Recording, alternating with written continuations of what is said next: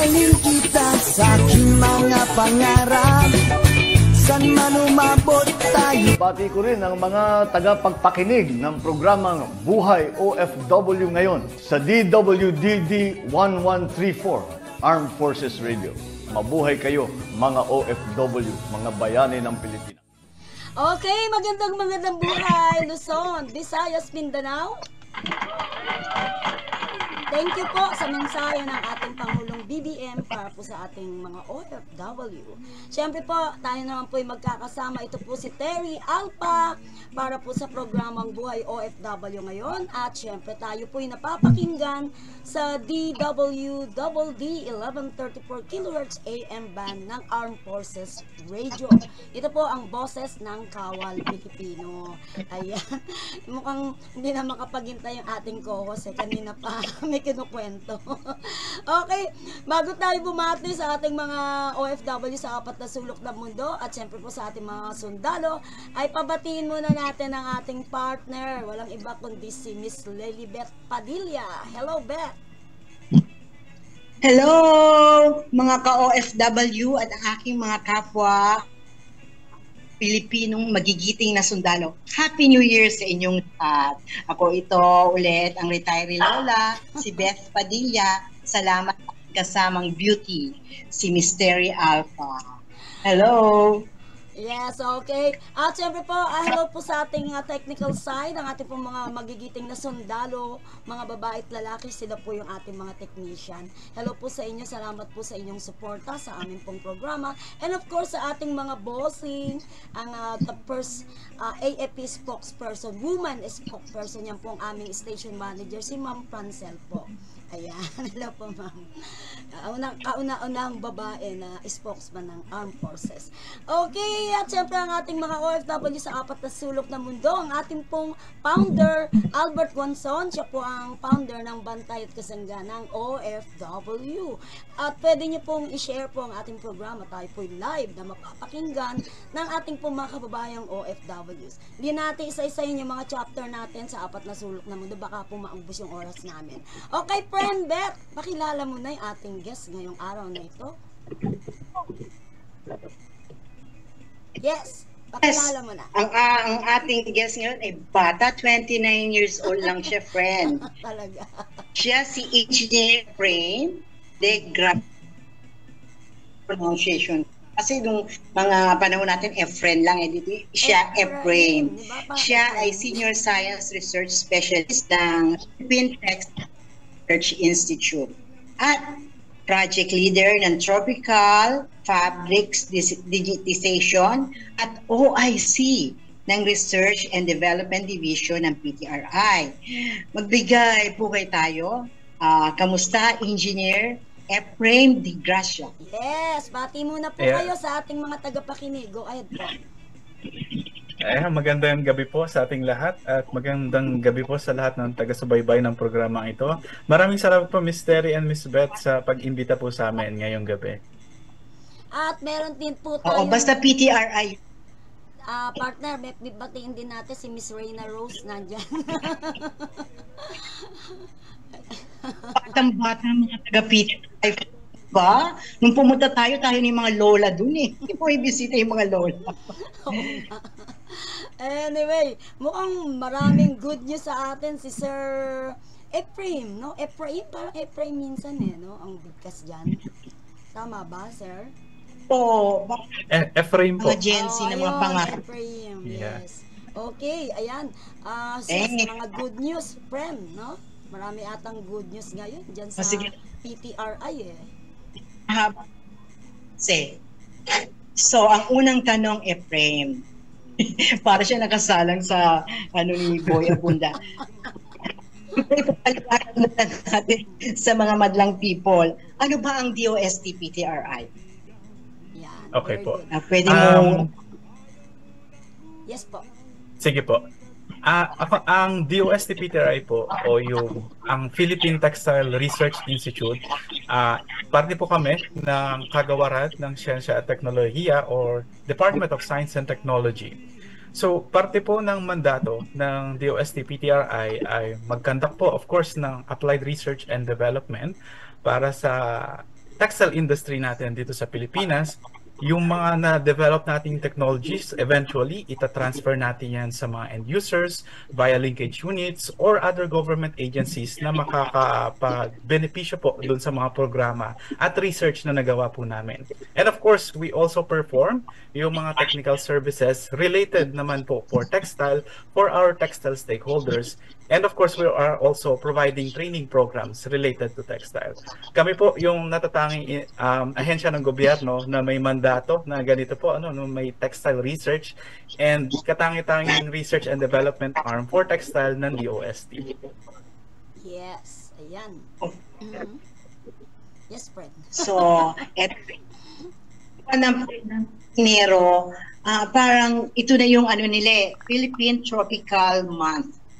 At taon-taon sineselebrate natin yan, simula pa ni Dr. Carlos, nalimutan ko rin. Basta Carlos ang pangalan niya, then si Celia Ilumba.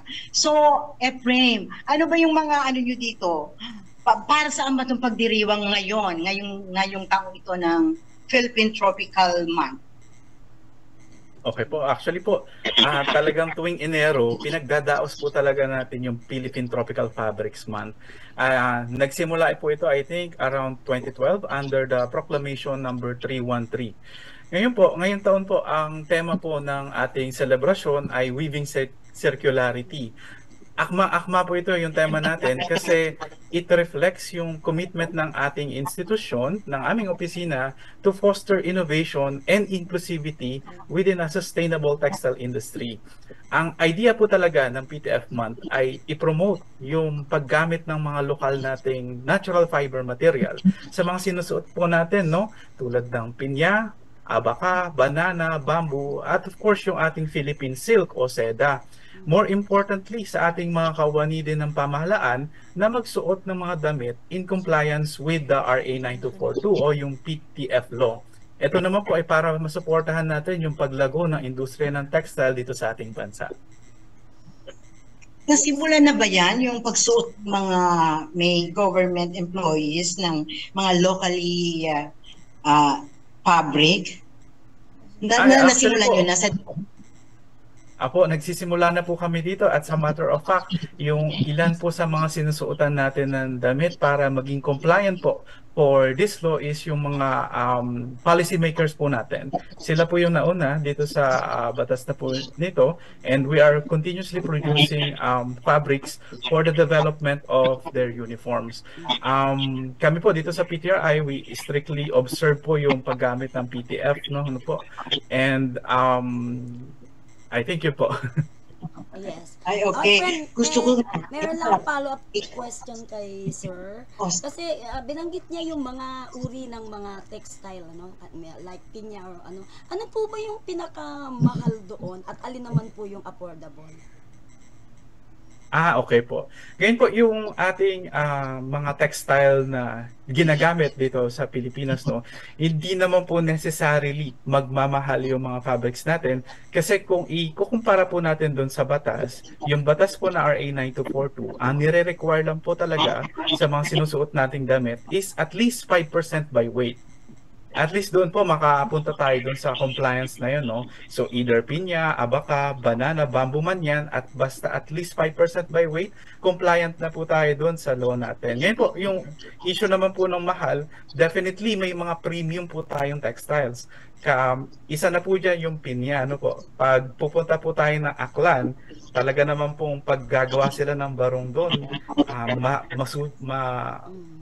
masusi nilang hinahabi yung mga telang gawa sa pinya at yun yung ini-incorporate natin sa barong. Kaya pag nakakakita tayo ng barong na gawa sa pinya, talagang medyo premium yung price. And talagang premium price kasi sobrang tagal din nilang ginawa yung mga ganitong uri ng fabric.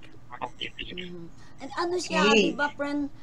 Meron tayong mga narinig na comment sa ating mga kabayan na ang hirap daw ma-afford yung mga products po ng PTRI. Meron ba tayong paraan para ma-afford yan? Kasi alam naman natin yung paghabi ang hirap, di basta-basta. Kaya medyo pricey siya, di ba? Pero meron po bang way na para daw ma-afford na ating mga kababayan?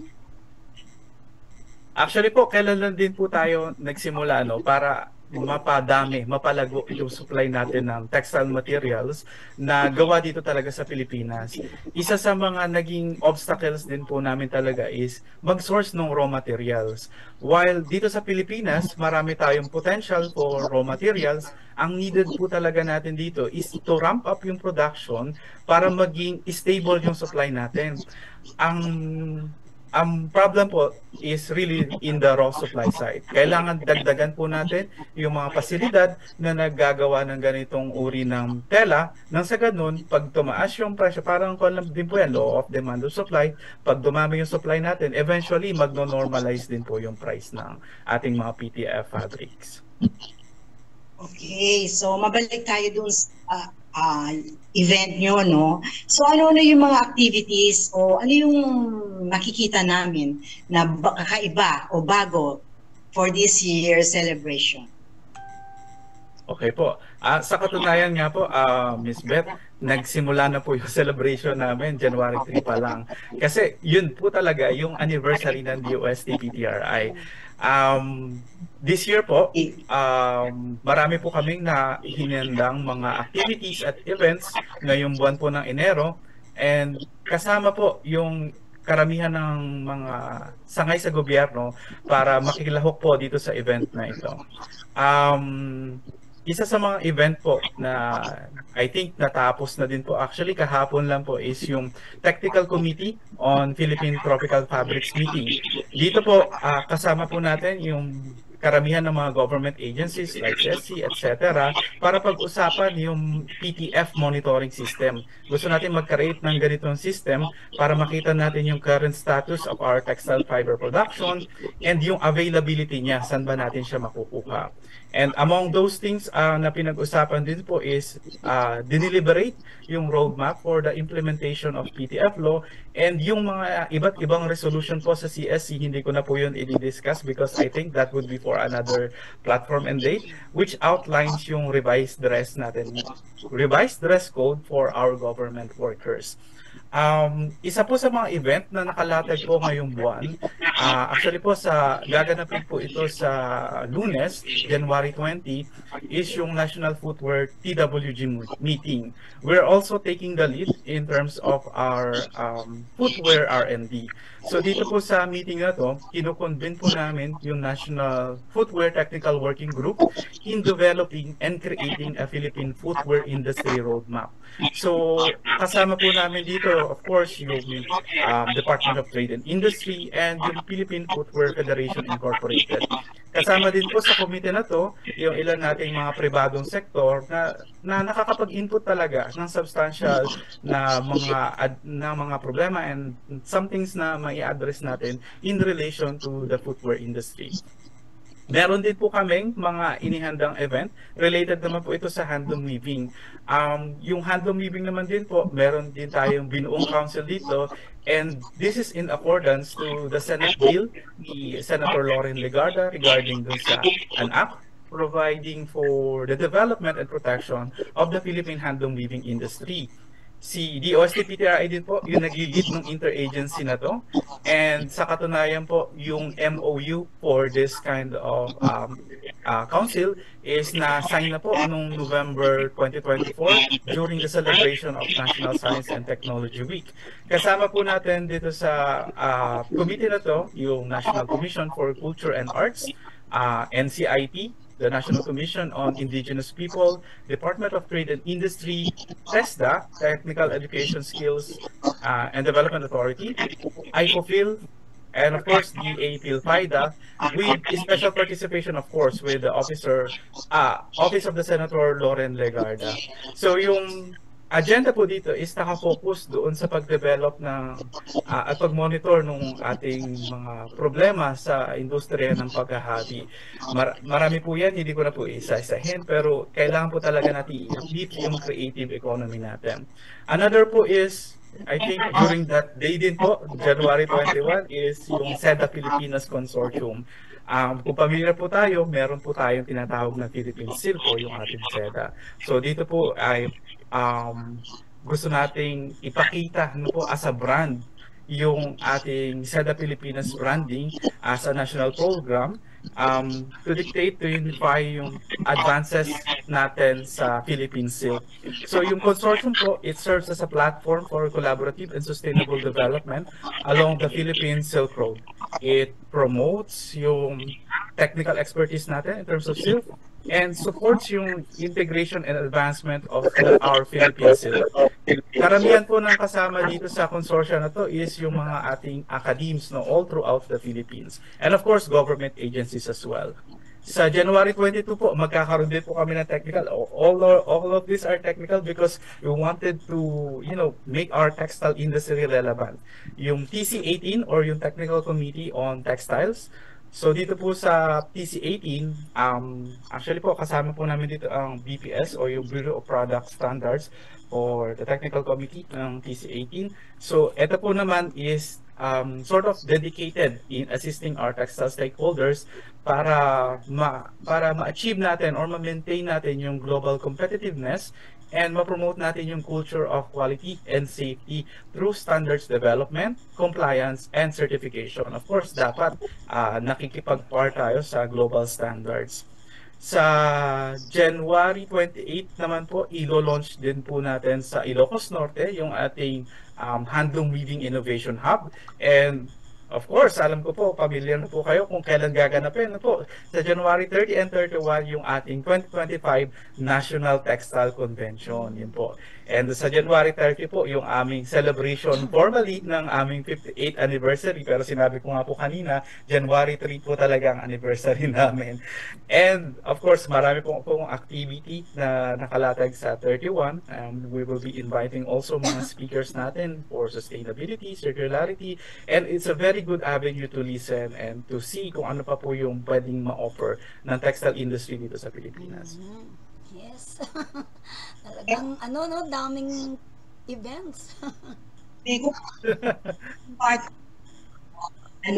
matatag, kumbaga nakahinang na. Pero tumatak sa ngayon, collab nila sa tourism, yung sa Cebu Pacific ba? Pero pwedeng i-elaborate yung sa Cebu Pacific nyo na collaboration. Okay po. Actually po, yung collaboration namin sa Cebu Pacific is a very good avenue to promote yung, hindi lang po yung PTF, yung pati yung mga textile, yung mga hinabi natin all throughout the Philippines. Kung nakita nyo po, talagang sobrang intricate ng paghahabi natin sa Pilipinas. And I think it's one of the shared ideas and goal of between the Institute and Cebu Pacific. Kaya po kami ay nagkasundo na magkaroon ng agreement, kumbaga po, para i-promote pa yung ating mga hinahabi and of course yung masustain yung industry ng paghahabi dito sa Pilipinas as well as the jobs of those weavers, local weavers and artisans. Ang iniisip sa uniform ng mga flight stewardess or saan ilalagay yun sa seat cover ng aeroplano? Saan ilalagay yung mga sa akin po, siguro po maghintay na lang po tayo ng anunsyo from Cebu Pacific kasi po sila po yung mag-a-announce kung paano nila i-integrate, saan ba mapupunta yung mga hinabi na related doon sa collaboration nila between the weavers and Cebu Pacific. Palagay ko, friend, yan, yung susuot nila. Malamang, kasi alangan naman upuan yun ng mahal-mahal. Diba uniform nila? Daw sa kahit yung dito sa Mangga, sa pwede po nilang gawin yun. Opo. Parang Maria Clara style. So, open ba to the public ang events nyo, Efrem? Sorry po? Open ba sa publiko? Ang okay mga po. Room or physical, punta kami doon sa event. Para po sa inyo, pwede po kami pumunta. Pero para maka-join po sa mga events natin, kasi yung karamihan po ng sinabi ko po, most of them are highly technical in nature. Pero yung I think yung event natin po sa Ilocos, ay if may mga may nakikinig po mga Ilocano diyan, ano po, pwede po tayo magpunta ng January 28 para masaksihan yung launching natin doon. But for the January 30 and 31 to join our events, sa mga interesado po, pwede po mag-communicate sa aming Facebook page sa DOST PTRI para po malaman yung detalye ng mga event natin and ma-check na din yung schedules ng ating mga event. Wow, malayo yung Ilocos. Ilang oras.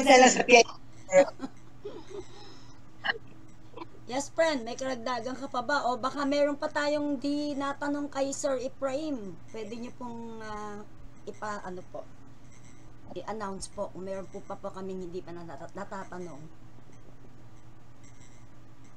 Go ahead po. Meron ditong parang kung paano tayo mag-events, so kung na-announce na lang nila. So mayroon bang, di ba, meron parang mga satellite office ang PTRI sa mga regions na pwedeng pumunta doon yung mga nagnanais matuto ng paghahabi or kung gusto nilang i-sell yung mga raw materials nila, Ephraim? Okay po, doon po muna tayo sa part ng mga paghahabi. Kami po sa DOST Peter ay may ilan po kaming mga satellite offices pero hindi po every region may office po ang PTRI. Isa po sa mga office namin na I think may man po kami doon, may mga tao po kami is yung sa TCMO which is in Misamis Oriental. Meron din po kaming mga staff sa Kalinga po which are holding our silk initiatives. Doon po lang po sa paghahabi po, if may mga interesado po maghabi, pwede po magdirekta na po doon, either i-message po kami sa Facebook or makipag-email po at makipag-ugnayan po sa mga email po namin doon sa aming website.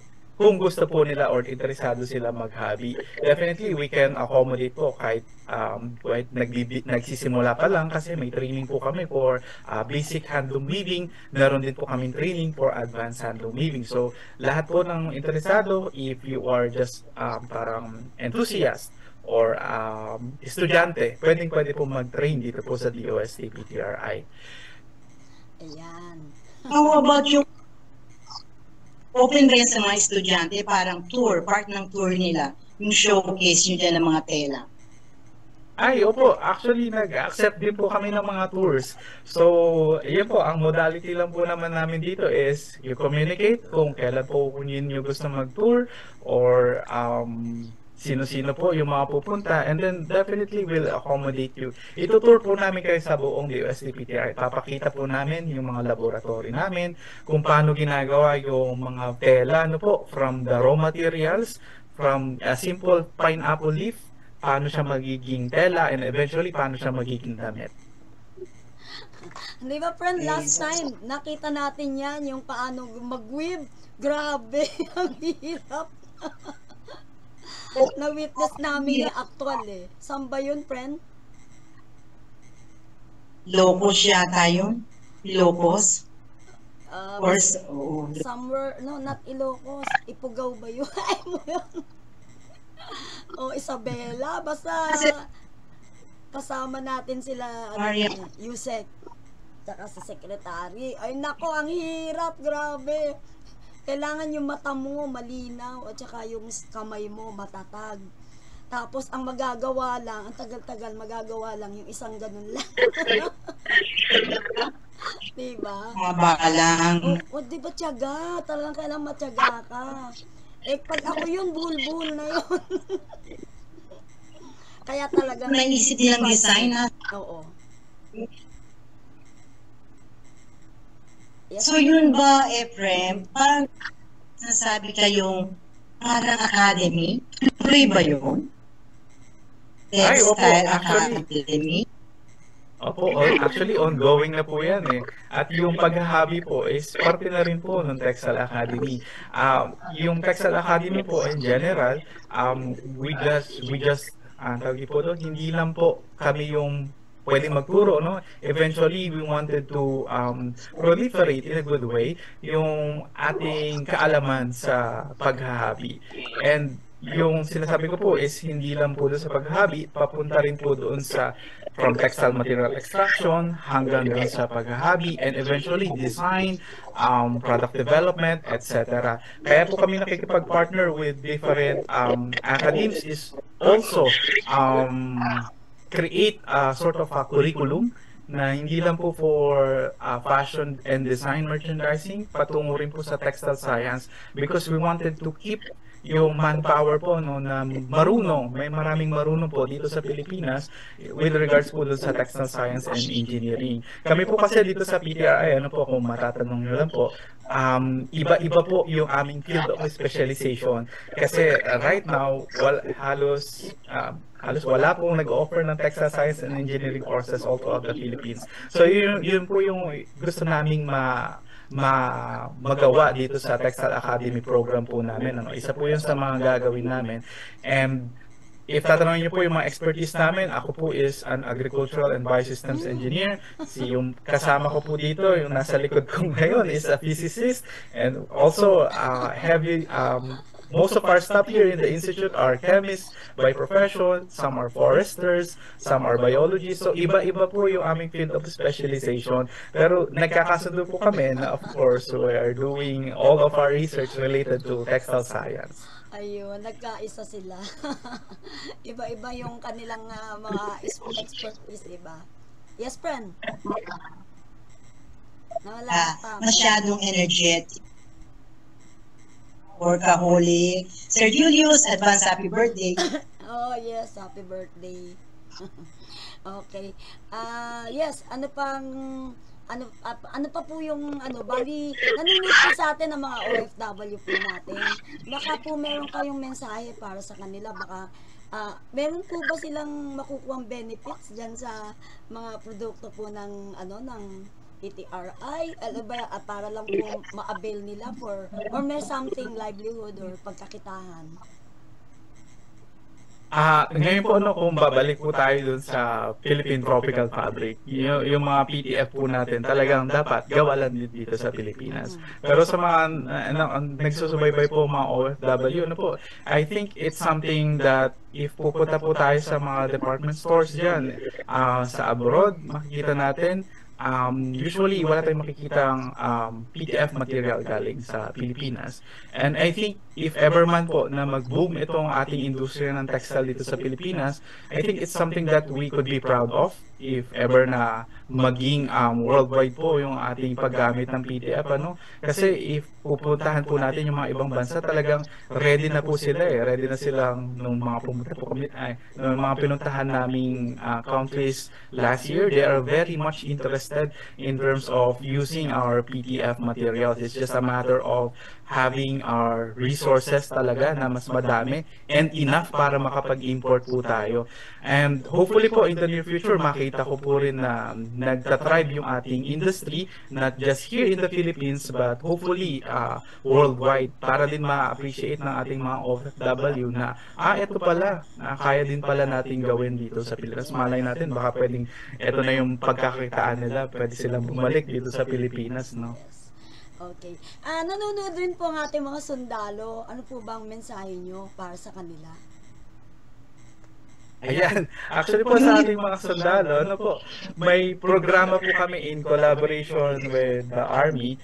And I think this is very much related doon sa ating pinirmahang batas kamakailan ng ating Pangulo, yung regarding po doon sa Self-Reliant Act, na dapat talaga yung mga pinoproduce nating mga kagamitan na pang sundalo, dapat lokal natin ginagawa, hindi na natin na-outsource doon sa mga karatig bansa. So, yun din po yung gusto namin mangyari sa ating mga kapulisan at of course doon sa ating mga sundalo is magkaroon tayo ng something na local, and at the same time angkop doon din po sa sizes and of course doon sa pangangailangan nila in terms of their military needs. Ayan, thank you so much, sir. Friend, ilang minuto na lang tayo, friend. Ano mo pa? Karagdagan o may mensahe ka na ba sa ating mga followers and viewers? Collaboration nila. Yung uniform, o hindi pwede. ang kanilang mga kit. Ganun, diba? Yes, opo, yung mga kanilang uniforms po. Pag nabisita po kayo dito sa DOST-PTRI, actually po yung iba sa mga uniforms na ginawa natin, not just for our Army, Marines, field, hindi ko rin po kabisado, Air Force, etc. Nandito po, nakadisplay dito sa DOST-PTRI, pwede nyo po masilip. Yes, okay. And gawa po yun sa PTF material. Yes, palakpakan natin. Yan, PTRI at syempre Sir Efrain. Dapat, Yes, friend. Pansamantala, magpaalam ka na. Sa mga susunod pa uling programa, babalikan natin ang PTRI. Yes. Yes, friend. Ayun na, internet. so maraming salamat FW tsaka sa ating mga magigiting na sundalo. Tandaan, ang DOST ay para sa inyo. Yun lang, and till next time, salamat sa aking kaibigang Terry Alpa sa opportunity na maging co-host sa kanyang mataas na rating na. Yes, of Thank you, course. Thank you, friend Beth. Ayan, pwede na kitang pakawalan. Okay, thank you, Sir Prime, and of course, lahat po ng mga taga DOST PTRI. Thank you so much po sa inyo. And congratulations, napakaganda po ng inyong mga events, yung mga ginagawa na talagang magpapasikat ito sa atin bansa, lalo na po ang mga produkto po ng PTRI. Okay, muli natin palakpakan. At syempre maraming salamat po, sir. Thank you so much sa followers and viewers po natin. Tuloy-tuloy nyo lang po, likes, follow, and share ang ating pong DWWD Armed Forces Radio, ang boses ng Kawal Pilipino. Pasamantala na po tayo magpapaalam, friend. Thank you so much, Sir Prem. Thank you. And ito po ang inyong lingkod, Terry Alpa po, para sa programang Buhay OFW ngayon, Siyensya, Teknolohiya at iba pa. Maraming salamat po. God bless!